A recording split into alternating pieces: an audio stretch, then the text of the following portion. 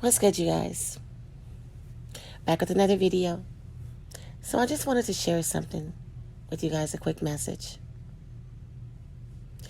You know, it's a sad truth about being a survivor of narcissistic abuse, right?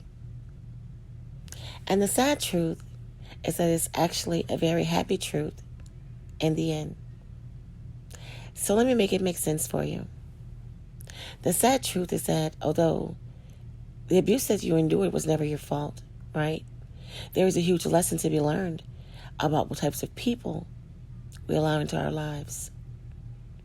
And if this lesson is never learned, you will continue to attract relationships that mimic this type of dynamic between a narcissist and people like us, the empath.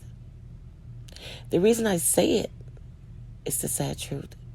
It's because as a survivor, the only thing you really want, often most times, is just justice, truth, loyalty, understanding, compassion, empathy, right?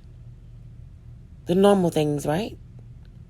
But within a toxic dynamic of being with a narcissist, you'll never find any of those, not ever. You need to look inwards for the answers, guys. And the answers that we usually find are not easy to deal with. We don't want to deal with those answers because that's looking inward. That's introspection. That's all about us. That's not about the narcissist. But the deep truths about us, you're your only hope for true healing. No one can heal you but you. You are your only hope for true healing. And this is the happy truth. You take your power back like this, and no one could ever take your power away from you when you do this type of work. Not permanently, anyway. You know, the narcissist could steal your power.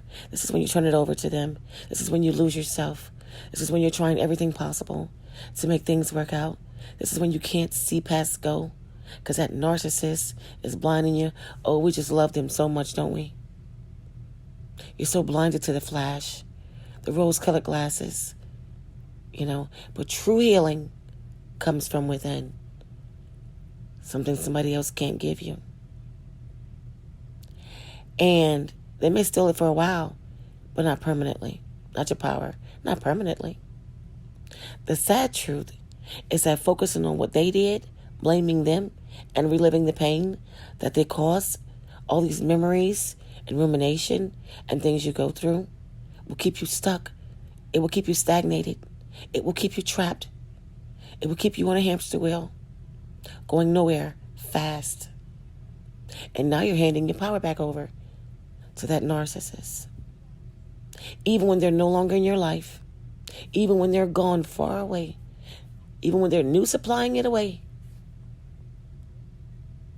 when they've moved around, this is what you're doing when you don't go about your healing in the correct manner. Y'all, it's taken me years to mentally, emotionally, and physically recover from just being around narcissists, whether it's family members, friends, being in romantic relationships with them, situationships. It has been years. And when you're with an abusive narcissist, y'all, it is so draining. They don't have to physically touch you. It is so draining. It is so draining.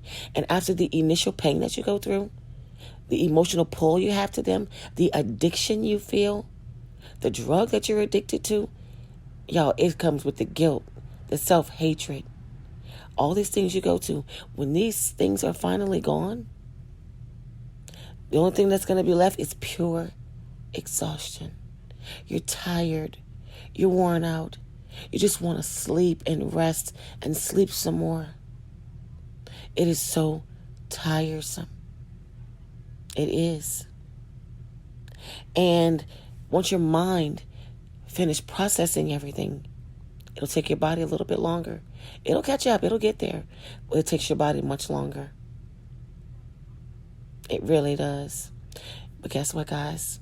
At the end of the day, it's important to take these difficult times, all these moments, everything you're going through. Make sure you're taking it as a life learning experience. It's not so much about finding who was at fault, keep pointing the finger, but finding out how you can do better for yourself now, moving forward. Because sure, you can blame the narcissist as much as you want, as you should. It is well deserved. It is well deserved. But blaming them will never benefit you in your life as much as taking personal accountability. I can promise you that. We know it was their fault. They know it was their fault. But taking personal accountability for your part in this whole mess, this is when you've matured and you understand the assignment. This is when you got that narcissist so far in the rear view. This is when you're detached. This is when you understand what you've gone through. This is when you are healing. Because although they moved around and they pressed on to do whatever other damage they're set out in the world to do, you can introspect. You can take personal accountability. You can begin to heal. You can take part for what you've done. You understand what part you played in this. You understand they did what they did, but hey, well, I guess I did do this, and this. You have to remember, there's always that small amount, and for some of us, a very big amount, part that we play in it. So, there's a happy ending, you guys, in the end. It really is. And although in the beginning it doesn't seem like it, in the end, it really is. It's the sad truth that we went into it being very genuine people, wanting all the right things, only to run into a monster. But it does get better. But I just wanted to share that with you guys, that, that's the hardest thing, about coming up out of it. Going inward. That's where all the answers are. Those answers can't come from outside of you, and they definitely can't come from that narcissist. It has to come from you. But thanks, guys, for listening. Take the time to like, comment, subscribe if you're not subscribed to my channel. And yeah, guys, until next time.